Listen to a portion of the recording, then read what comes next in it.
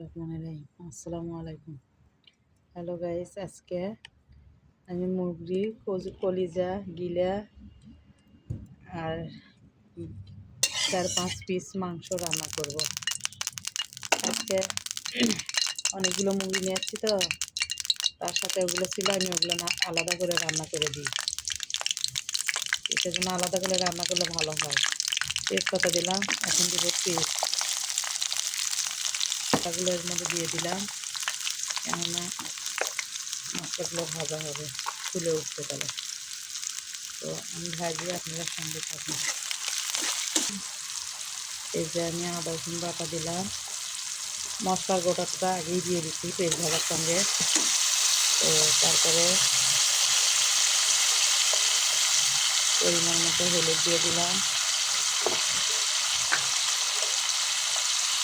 তারপরে গুঁড়ো মরিচ দিয়ে দিলাম। মাংসে আমি গুঁড়ো মরিচ খাই, কিন্তু অন্য তরকারিতে কাঁচা মরিচটাই বেশি খাই। এখন আমি একটু পানি দিয়ে নেবো, দিয়ে মশলা কষে নেব। এই যে আমার মশলা কষানো হয়ে গেছে, আমি এখন এখানে টমেটোগুলো দিয়ে দিব,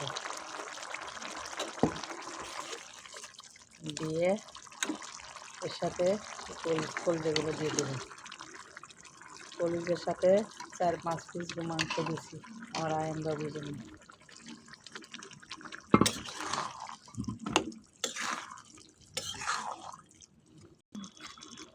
এর ভেতরে ছোটো ছোটো আলু কাটে দিলাম, দিলে ভালো লাগবে।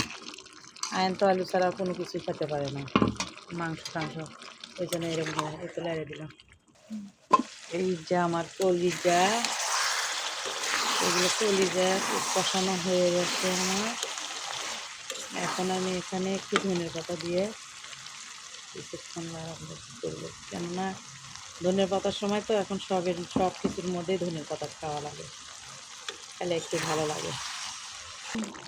এই যে আমার এখন এটা হয়ে গেছে, এখানে একটু জিরে ভাজা দিব।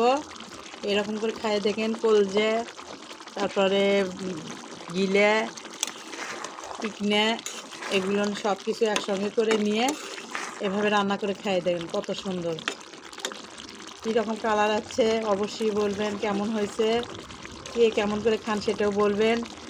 আসসালামু আলাইকুম, খোদা হাফেজ।